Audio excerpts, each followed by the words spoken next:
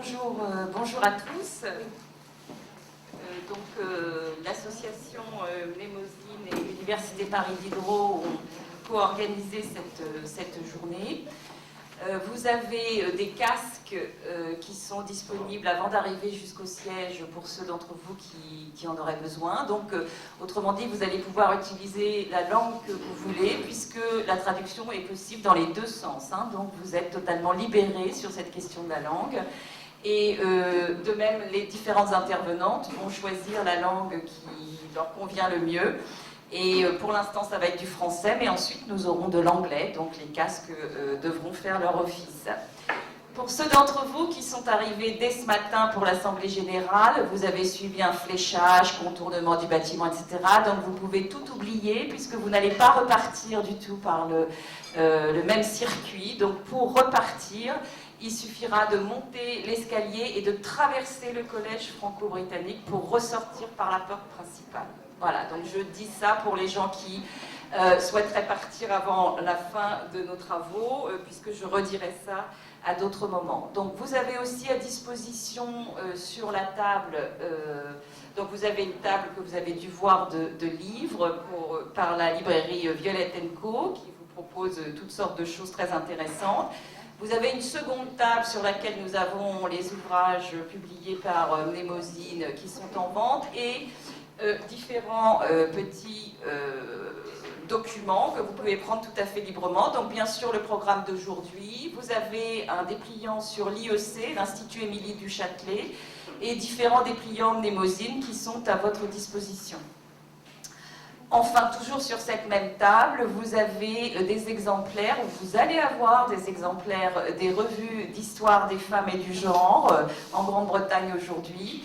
Malheureusement pour nous, un carton entier de revues de Gender and History est sans doute parti de Grande-Bretagne, mais n'a pas encore atteint le collège franco-britannique, c'est quelque part.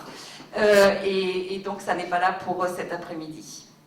Alors, on va tout de suite commencer avec l'ouverture et je vais demander à Pascale Barthélémy, présidente de Mnémosyne, de nous dire quelques mots.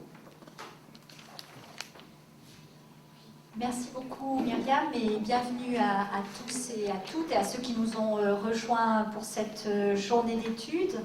Au nom donc de Mnémosyne, qui est l'association qui promeut le développement de l'histoire des femmes et du genre en France, je voudrais d'abord commencer par dire que je remercie grandement Myriam Boussaba qui vient de commencer cet après-midi, à la fois pour l'initiative de cette journée et puis son organisation de bout en bout. Je voudrais dire que Mnémosyne, qui a été créée en 2000, donc qui a 11 ans d'existence, est la section française de la Fédération internationale pour la recherche en histoire des femmes, et que donc la dimension internationale de nos travaux et de nos activités nous tient à cœur. Et c'est vrai que pour autant, nous avons parfois du mal à la faire vivre, à la développer autant qu'il le faudrait. Donc je dois dire que cet après-midi est vraiment importante pour l'association à ce titre. Et donc j'espère que ça va permettre de renforcer nos liens avec nos collègues britanniques et permettre de tisser peut-être des relations un petit peu plus suivies que jusqu'à aujourd'hui. Je voudrais rappeler aussi que grâce à Rebecca Rogers, qui a longtemps fait partie du conseil d'administration, l'association contribue toujours à la newsletter de la Fédération internationale, donc, et on envoie autant que possible un certain nombre d'informations et on a également un lien sur le site de l'association vers la Fédération internationale.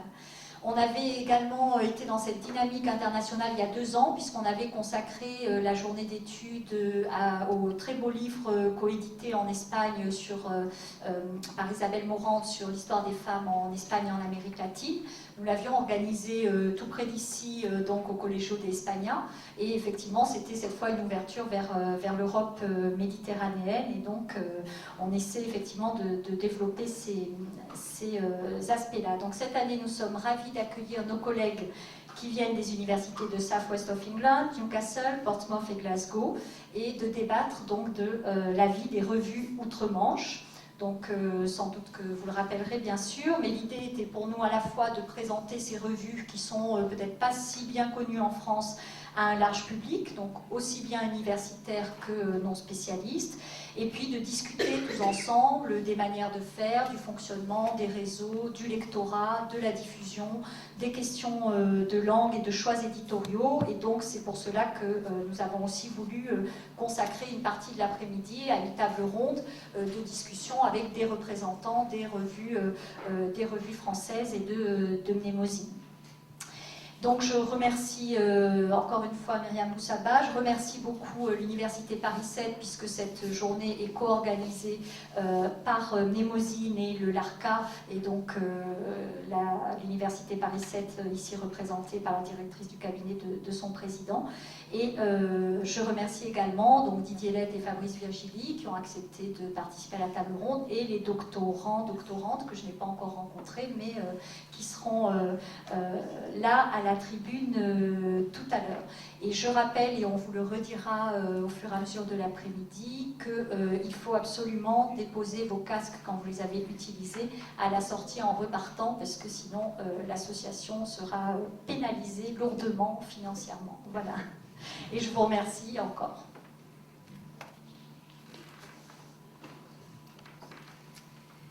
Oui, merci. Alors là, je suis représentante de l'Institut Émilie du Châtelet, qui est un institut qui a été fondé par la région Île-de-France et par la section recherche et enseignement supérieur de la région Île-de-France, du moins c'est une impulsion de la région. L'Institut est une fédération de recherche qui est autonome, mais qui met en œuvre la politique de soutien à la recherche sur les femmes, le sexe et le genre dans la région Île-de-France. Donc nous sommes intervenus dans le cadre de cette journée dans un cadre qui est ouvert à toutes les activités scientifiques qui se situent en région Île-de-France et qui s'appelle les aides à manifestation scientifique. Et j'insiste parce qu'en ce moment l'appel est ouvert.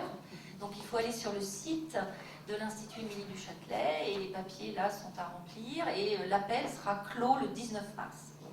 Et ce sont donc des dossiers à remplir pour obtenir des aides pour des activités qui seront en 2013. Et c'est désormais qu'elles sont en train d'être distribuées. Cet institut a comme principale activité de mettre en œuvre et de distribuer des bourses de doctorat et de post-doctorat pour des études sur les femmes, le sexe et le genre dans des établissements en région Île-de-France. Et nous avons été cette année contraints de nous rassembler avec un autre pôle sur la discrimination. Donc à partir du 1er novembre 2012, l'Institut Émilie du Châtelet continue d'exister, mais elle est le pôle genre d'un plus grand rassemblement qui s'appelle le GID, qui s'appelle donc Genre, Inégalité, Discrimination. Vous ne serez pas surpris si pendant quelques temps vous voyez à la fois les logos du GID et les logos de l'IEC, mais l'IEC reste toujours chargé d'animer ce pôle. Ceci dit, on peut se poser quelques questions sur la tendance aujourd'hui assez forte du monde politique à systématiquement mettre le genre avec ou dans, hein, c'est tout l'enjeu. La discrimination, même si nous sommes les premiers, les premières à défendre l'intersectionnalité et évidemment les relations aussi avec d'autres types de discrimination ou d'autres types d'inégalités. Mais l'enjeu de ce rassemblement, l'enjeu du pôle IEC à l'intérieur de ce GID, c'est bien aussi de défendre l'autonomie de cette question qui ne peut pas se réduire à la problématique de la discrimination. Donc voilà, un beau chantier pour l'avenir et des possibilités d'aide et j'espère que vous serez nombreux à essayer d'en profiter. Merci Florence. Donc en effet, il faut savoir que cette journée n'aurait pas pu exister sous cette forme-là, c'est-à-dire avec traduction, si nous n'avions pas fait une demande de financement auprès de l'IEC et la subvention que nous avons obtenue, c'est la totalité de la traduction. La totalité de la subvention couvrira la traduction. Donc les développements à l'international sont nécessaires, nous y sommes encouragés de différentes façons, notamment au sein de nos institutions, mais il y a toujours le volet financier qui est oublié par ces mêmes institutions, parce que les coûts de traduction sont des coûts que le laboratoire moyen de recherche ne peut pas supporter. Donc je passe maintenant la parole à Catherine Bernard, qui est à la fois une chercheuse universitaire, mais qui est aussi une représentante de l'institution aujourd'hui. Merci beaucoup Myriam. Alors j'aimerais tout d'abord effectivement remercier Myriam d'avoir eu la gentillesse de me demander de dire quelques mots d'introduction à cette journée d'études. Et je remercie aussi bien évidemment Pascal Barthélémy, l'association Mimosine et Madame Rochefort et l'IEC pour leur aide, évidemment, dans l'organisation de cette journée d'études. Je trouve intéressant que soient représentées à cette table 3 institutions de nature, de statuts différents, mais qui disent bien que nous sommes, je crois, entrés dans une période cruciale, peut-être moins de structuration, le mot peut faire parfois un peu peur, mais en fait de rapprochement, de mise en synergie des efforts qui sont accomplis par diverses institutions pour à la fois donner une visibilité aux questions touchant aux recherches portant sur le genre, et aussi une sorte de visibilité qui va de pair, me semble-t-il, avec une lecture croisée de différents types d'approches de cette question. Et vous disiez tout à l'heure que l'internationalisation était essentielle, et je crois qu'effectivement nous ne pourrons pas avancer, nous ne pourrons pas réfléchir collectivement sur cette question si nous n'avançons pas parallèlement en direction d'une internationalisation de la réflexion. On sait que la question du genre a effectivement eu un rôle, s'est développé depuis longtemps dans l'université britannique et l'université américaine. C'est le cas aussi en France, sous des angles différents, et je crois que l'approche comparatiste peut avoir évidemment de très grandes vertus pour comprendre la spécificité des approches et ce que l'on peut effectivement tirer de mise en synergie. Alors, ce qui est intéressant aussi dans les processus de structuration, c'est que pour l'angliciste que je suis, qui s'intéresse à l'œuvre de Virginia Woolf en particulier, je pense que Myriam m'a aussi proposé d'intervenir ici à ce titre, il y a toujours une forme de paradoxe à voir l'interrogation sur la place de la femme et sur l'identité sexuée se structurer, parce que si on revient à ce que nous dit Woolf dans les années 20 et 30, il faut se garder de toute institutionnalisation. L'institutionnalisation tue la liberté de penser de la femme. Je pense qu'il faut aussi qu'on réfléchisse à la manière dont, évidemment, bien sûr, la question a progressé, la réflexion collective a progressé. Elle parle dans Three Guineas, publié en 1938, de la nécessité de rester des outsiders, de rester en marge, évidemment, de toute l'institution pour conserver la puissance, l'agentivité, en fait, la puissance de la parole, de débordement, cette force de débordement de la parole féminine, sans histoire. Il sera question d'histoire, bien évidemment, cet après-midi aussi. Une parole sans histoire, une parole qu'il faut réinventer, une parole à laquelle il faut donner le pouvoir d'investir des lieux de pouvoir sans complètement s'y identifier. Et je pense que ça, c'est un enjeu, bien évidemment, crucial, si l'on veut que ces questionnements conservent leur puissance critique. Je crois que c'est tout à fait fondamental. Et si on regarde les derniers sommaires des revues dont il va être question cet après-midi, on voit bien que c'est une question essentielle, c'est-à-dire comment conserver cette agentivité, cette puissance critique, comment porter le fer au cœur de l'institution, comment repenser cette histoire impensée, inouïe. Woolf a beaucoup écrit là-dessus aussi, cette histoire qui n'en a jamais été une en fait, sans pour autant perdre cette capacité évidemment critique. Donc je pense qu'une journée comme celle-ci est essentielle justement à la réflexion sur ces paradoxes, et je voudrais finir avec l'idée du paradoxe et revenir à Mnémosyne, nom me semble-t-il assez magnifiquement paradoxal pour parler de la question du féminin et de la question du genre. Mnémosyne, la déesse de la mémoire, étonnant pour effectivement une partie de la société qui pendant très longtemps a été privée d'histoire. Donc déesse de la mémoire effectivement qu'il faut retrouver, qu'il faut réinventer parfois, mais aussi mère des 9 muses. Donc un nom magnifique pour penser en quelque sorte, on va dire, à la fois l'agentivité contrariée du féminin et du genre, et son rapport à l'histoire, me semble-t-il, et aussi, on en parlait tout à l'heure avec Gabriel, son rapport à l'essentialisme qu'il convient toujours de réinventer. Je ne vous apprendrai rien, bien sûr. Donc, merci beaucoup pour cette journée d'études qui est très porteuse, je pense, d'ouverture, de collaboration à venir, qui vont être très utiles, très importantes pour structurer les choses, pour les faire avancer. Alors, on le sait, juste un dernier mot à propos de Paris 7. Faire avancer les choses, faire avancer la réflexion, ça passe quand même bien évidemment par la nécessité d'en venir à l'institution. Et Paris 7 est une université qui depuis longtemps s'intéresse à la question du genre et à la question justement du féminin, de la place de la femme dans la société.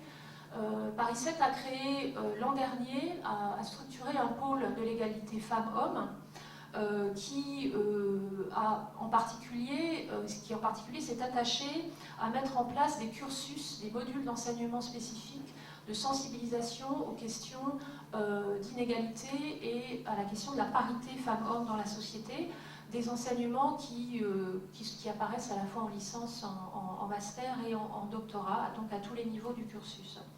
C'est une université aussi qui a été très en pointe sur la défense du principe de parité femmes-hommes dans les conseils centraux des universités. Et effectivement, ça a été une grande avancée l'année dernière que de voir ce principe passer dans la loi. Donc Paris 7 est aussi une institution qui a depuis toujours eu à cœur de penser à la fois évidemment la question des discriminations, on en parlait à l'instant, Florence Rochefort en parlait, la question des discriminations, mais plus spécifiquement la manière dont on peut dépasser simplement le constat de discrimination pour mettre en pratique, revenir à une praxis politique qui s'inscrit dans les textes.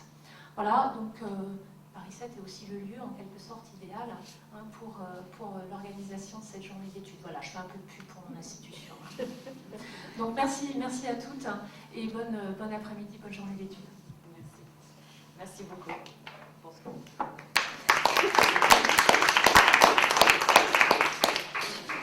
Alors sans plus tarder, je vais demander, merci beaucoup mesdames, sans plus tarder, je vais demander aux deux premières, aux intervenantes de la première session, c'est-à-dire June Hannum et Maura Cross, de venir me rejoindre ici. Vous avez la possibilité de parler assise ou vous pouvez utiliser, si vous souhaitez parler debout, donc c'est absolument comme vous voulez. Hein. Alors il y a eu un petit oubli qui n'est pas, l'oubli n'a jamais existé sur le flyer. Il y a deux laboratoires de Paris 7 qui sont associés à cette journée, c'est le LARCA et ICT. Donc pour aller vite, le LARCA est un laboratoire d'angliciste et ICT est un laboratoire d'historiens.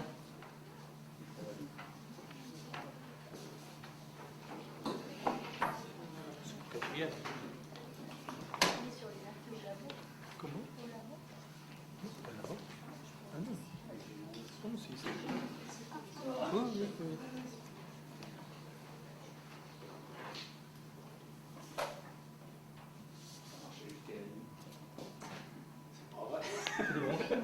C'est des branches? Non. Voilà. C'est bon, voilà.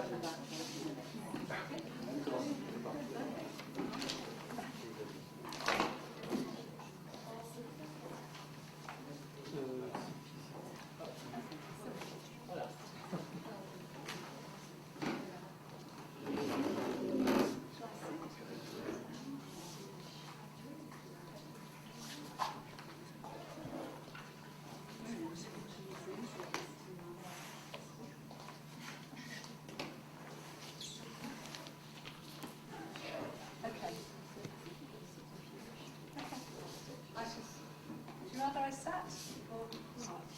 Sit down? Okay.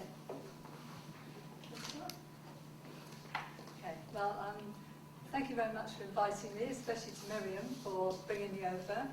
I should say from the beginning what my relationship to Women's History magazine is.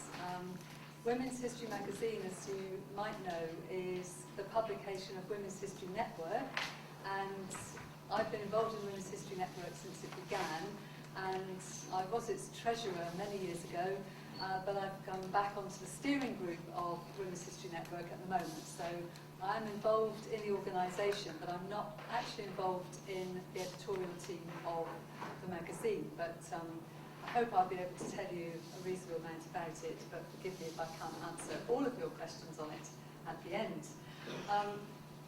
Well, I thought I'd like to begin, for those of you who don't know, by saying something about Women's History Network and when it was begun. And I have to press my next bit. Oh, no. Okay. So Women's History Network was begun or established in July 1991. And its aim was to, as you can see here, to promote women's history and to recognise it was not just done in the academy. And I think that's always been an important part of Women's History Network, its relationship with the academy outside.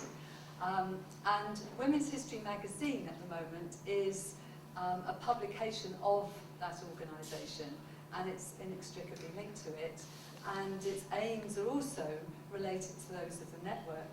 But Women's History magazine, or at least the publication, has changed a great deal over time, both in relation to changes that have happened in Women's History Network, and also to wider changes, which include the practice of women's history and also pressures within the academy. And I'm sure you're all aware of what those might be, because some of the pressures in England are the same as those in France. So all of these things have affected what Women's History Network has been trying to do, and also its publication. I think any publication that's produced by or on behalf of an organisation does raise questions about independence when it comes to the content of the publication and the editorial team. And what's the relationship between the editorial board or committee and the officers of the society? How do the finances work? And those are kind of questions I think that come up whenever a publication is actually linked to a society, learned or otherwise. And I'll try towards the end to draw a few comparisons with another journal that I've been involved with. I edited for 4 years a journal called Labour History Review, which is an inextricable part of the Society for the Study of Labour History. And I think it raises some of the same questions, but there are some slightly different outcomes in the two things.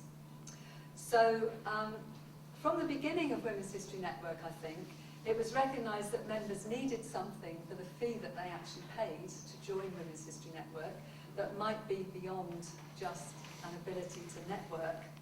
And of course, networking and information about conferences and what other people were doing was very important, and there was some reduction in fees when members went to conferences. But they also felt that there was a need to encourage networking in between conferences. And first of all, this was accomplished by a newsletter, and I have copies of some quite old newsletters which I can put on the table at the back afterwards. And these were quite short publications, but they have all kinds of stuff about conferences, books, whatever people are doing. And they did get a bit bigger as time went on. That's much thicker. But it was then also decided that there ought to be something bigger than that for members. And so the first thing that we produced was called Women's History Notebooks. And because this is such a long time ago, they don't appear on the net. And I didn't at the time have time to scan a picture in. So again, I have brought a picture of these. And they have quite interesting things on the cover, but they're not exactly glossy or very sparkly. And you can have a look at this at the back afterwards. But this is what we operated on for a bit. And all around them are scribbles of what people were writing when they were doodling in committee meetings, and they were put on the cover to show that you know, we did have some quite interesting things to think about while we were a bit bored. So those are those, and the aims of these. Make sure I press the right thing. These are the aims of the notebooks. Okay, I look round to make sure you've got the same thing as me on the screen. The notebooks are intended to provide opportunities for members of the network to communicate with each other about issues in women's history of interest and concern. We envisage 3 types of contribution: information about sources in women's history, such as archival material and museum activities, discussions of uses of women's history in, for example, schools, community groups and adult education, and papers discussing any aspect of women's history that the author is currently researching. And these were expected to be up to about 3,000 words in length and not much more. And there was a small editorial team of about 4 people drawn from members of the steering group, and we still call ourselves a steering group or steering committee, not an executive committee or executive group. This goes with in women's history. And the aims were the following, and I think many of these aims are still there, which is why I'm putting them all up. And these were the, sorry, it's not the aims, criteria for submission. So the criteria linked into the aims are they are work in progress on topics of current interest in women's history, presented in an academically rigorous way. Methods and sources papers, which were to facilitate the dissemination of knowledge about possible sources and their use, and applications, how history sources and ideas could be employed by teachers and other practitioners, which, as you can see, fit in with the aims of Women's History Network to really be beyond the academy. But in doing some research for this paper, it made me go back and have a look at, because I have kept the whole range of these things right from the beginning. And it has to be said, really, that from the beginning, the bulk of articles do fall into the category of work in progress and being scholarly articles, shorter than but similar to what you might find in a history review. And there are much fewer things there on archives, and in fact we do have one member, Leslie Hall, who is an archivist in London, and she tends to be the person who writes a lot on archives, but there weren't many other people doing this. And there was one edition that I could see at a time of debate on the national curriculum in schools, which was devoted to articles about teaching women's history in schools, but just one. And so really, in some ways, I think it shows some of the difficulties of getting a broad range of articles in these sorts of publications, which, again, all these things are things you might want to think about and ask questions on later. So since Women's History Notebooks were published, there have been various changes. And the main change, and I'll put these changes up. Okay. So here are the changes.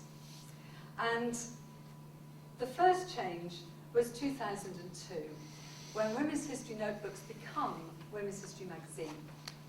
And this had a slightly more glossy professional look. And I do have a slide that actually shows that. I could go on to that one. Okay. So that's Women's History Magazine in 2002. A bit different from this one, really. Okay, I'll just go back. And so from 2002, it was decided that the notebooks would become Women's History Magazine. And they have pictures on the front and so on. And another change, apart from it being glossy, was that it was now combined with the newsletter. So in paper form, members received a magazine that had the kind of articles we talked about before, plus some of the issues you'd have in a newsletter about conferences and so on. And part of this was a process of Women's History Network, I think, looking back over what had been achieved in women's history over 10 years, and a reflection on what members might actually then need. And those in academic life are facing new pressures, especially from the research assessment exercise. And there were pressures to publish in peer-reviewed journals, and there was a greater emphasis in the magazine, therefore, on the fact that articles would be refereed by 2 qualified reviewers. And also, it was supposed to be a way in which postgrad students or others could test out some of their ideas, potentially in slightly shorter pieces than they might put into a magazine.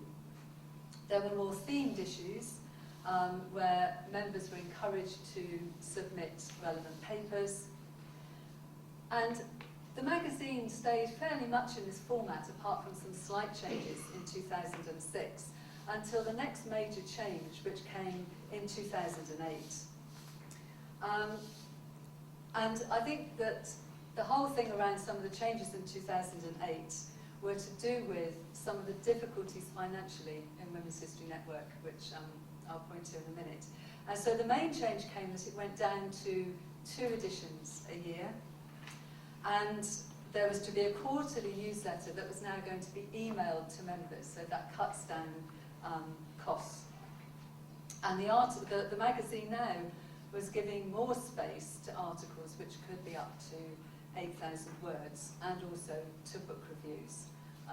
So we've had the next, and this is a copy of the 2010 version of the magazine, which has introduced more colour, and you've got that on your main poster for today. I think Miriam and I both are caught by the same thing, because it's a very arresting kind of image, I think, a very attractive cover. I mean, I have some others here you can look at the back with different kinds of covers. So I think at this point I might introduce the question of finance, which is a very key one, because there's a great deal of debate and discussion in Women's History Network during the period around 2007-2008 because of the expense of producing the magazine. And the magazine and its production, including mailing out to members, is paid for largely from member subscriptions. And here we've got those are the subscriptions we had in 2012 to join Women's History Network. And you can see that we have categories for students and unwaged, low income, and a standard rate. And then there are slightly more expensive rates for overseas and institutions. And I probably should go ahead of myself and say roughly how many members we've got. We have the last time I looked, we had 384, okay? But of course, not all of those, it would be wonderful if they did, but they don't pay the £40. So actually, you've got a mixture of different rates. And so on an operating budget that might be £10,000 or £11,000 a year at most, the magazine was costing about half of that to produce. And so it was, you know, there was a time when it was getting quite difficult.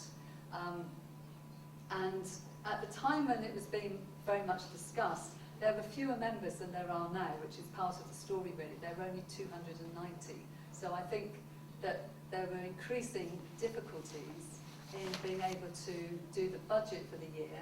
And allied to that is the fact that when we first began Women's History Network, our annual conferences used to actually generate a profit really. Whereas increasingly it's become more and more difficult and expensive to run conferences, especially in educational institutions, the price of venues, we get charged for rooms, and it's now more difficult to make money from that, and you just break even. So there were difficulties.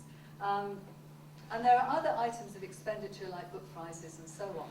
And so there was a bit of a crisis really about how far one could continue with this magazine, and on the edge of always on the edge financially. And so at that point, there was a decision to think about the finances. The amount of money given to prizes were reduced, and then the magazine went down to 2 times a year. And the newsletter, as I say, is sent electronically, apart from to a few people who don't have electronic resources. But at the same time, there was a decision to have a much bigger membership drive, and you could see that has paid off, because we've gone up by nearly 100 members in that time, between 2006 and today. And that was partly done by encouraging people to join using PayPal and on electronic forms. The website has been improved. You know, there was a big attempt to facilitate the increase in members, and also to do things that might appeal to younger members, such as having a blog. So there's a Women's History Network blog, which I believe is used quite a bit by people. We deal with Twitter, apparently. Somebody does Twitter. So it's an introduction of some of these things that might make the network seem more relevant to newer members. It was also agreed that I think some of the issues are whether the magazine had become far too involved with one of the people who first established it, and so there was more of a sense that we had to revolve membership of the editorial committee in a way that Women's History Network as a whole revolves its membership. both on the steering group and on other kinds of areas. And so I suppose the good news is that the magazine has gone back now to 3 issues a year because things have become more solvent. There have been better financial procedures put in place, but the newsletter continues to now be electronic. And I thought I'd just end in my last 4 minutes on just some of the possible tensions there can be in having this kind of magazine. So, I mean, firstly, there is the question of independence of the editorial team from the steering group. And in Women's History Network, I think some of the issues and tensions have been largely around finance, actually, and whether it can be afforded, and costs of travel to meetings of editorial group and so on. And as I say, and seeing the editorial group as becoming a bit entrenched and not wanting to change things. But there's been less tension about what is produced in it and which articles are chosen to be in it and so on, which I can very much contrast with my experience of being editor of Labour History Review, where there were tremendous ideological debates about what should be published and whether we were trying to put too much in there on gender and ethnicity and not enough on coal miners and Communist Party members. I mean, really, and there was a big debate between Trotskyists and others on the executive committee, and the editors were always being held to account and were expected to open all our papers to who did we get to referee the particular journal articles, so it was a nightmare. Women's History Network, it hasn't been like that, so that's something, and I feel there hasn't been that kind of acrimony in women's history. Less so really in some of the women's studies organisations, so you might just want to think why that should be so. So I don't think it's caused real problems about what is actually published. The balance of content, I think, mirrors difficulties in the WHN as a whole. This whole thing about most of the articles are the scholarly articles and not things you might want from people to do with community groups or teachers or whatever.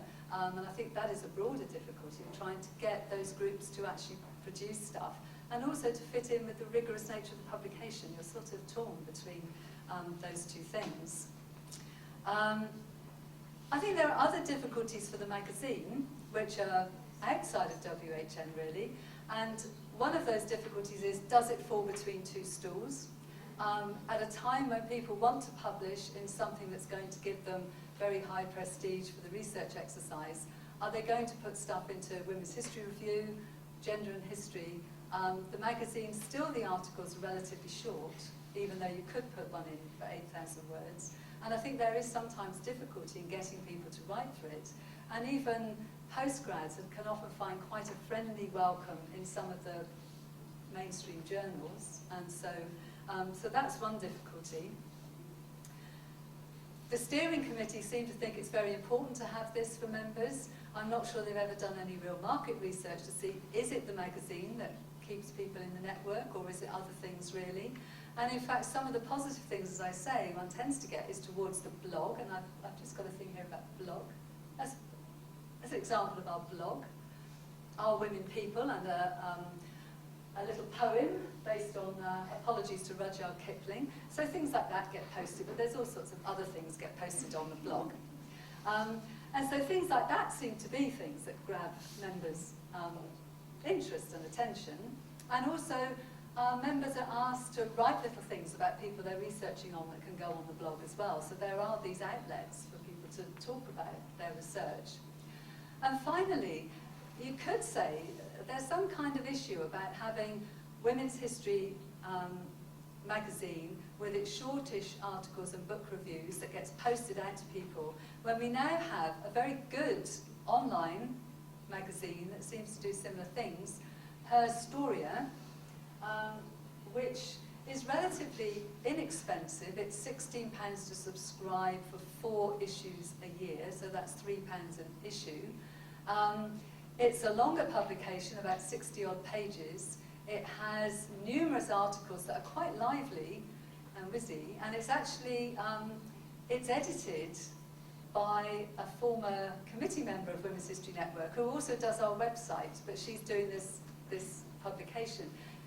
So I think it does raise issues about, do we need both? I mean, saying this as someone who's in the network. And so these are just issues you might want to think about in having publications that are related to organisations. There's all the stuff about possible tensions, but also it's what they're trying to do. Are they fit for purpose? Are there other ways you could do this that might be slightly more effective? Okay. Thank you very much.